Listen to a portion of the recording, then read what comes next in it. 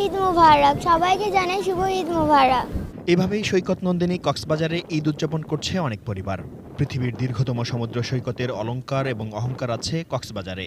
শহুরে কোলাহল আর গতানুগতিক জীবনের ক্লান্তি মুছে ফেলে প্রকৃতির মাঝে ঈদ উদযাপনের রেওয়াজ বেশ কয়েক বছরের। এই ঈদেও তাই মানুষ পরিবার পরিজন নিয়ে ছুটে গেছেন প্রিয় নগরী কক্সবাজারে। ঘূর্ণিঝড় মোরা কিংবা পাহাড় ধস বাধা হয়ে দাঁড়াতে পারেনি। সমুদ্র সৈকতের জল হাওয়ার আনন্দে মাখামাখি হওয়ার পাশাপাশি হিমছড়ি, ইনানি বিচ, দরিয়ানগর সহ বিভিন্ন দর্শনীয় স্থানে এখন পর্যটকদের ঢল।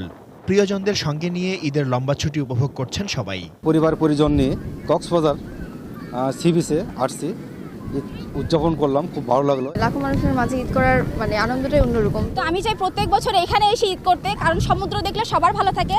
অতিথি আপ্যায়নে ব্যস্ত সময় পার করছেন 4 শতাধিক হোটেল মোটেলের কর্মকর্তা কর্মচারীরা। রমজানে অলস সময় কাটিয়ে আবারও চাঙ্গাভাব ফিরে এসেছে কক্সবাজারের পর্যটন শিল্পে।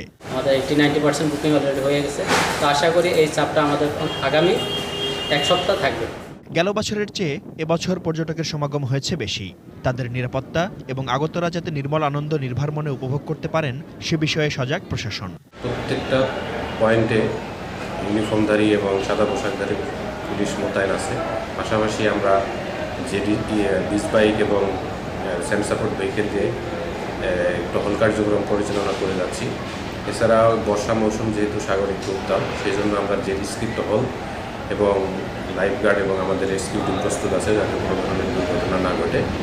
ঈদের ছুটির শেষ দিন পর্যন্ত কক্সবাজারে প্রায় 5 লাখ পর্যটক আসবে, এমনটাই প্রত্যাশা করছেন পর্যটন খাত সংশ্লিষ্ট সবাই। Shaon Mahfuz, desk report, ATN news.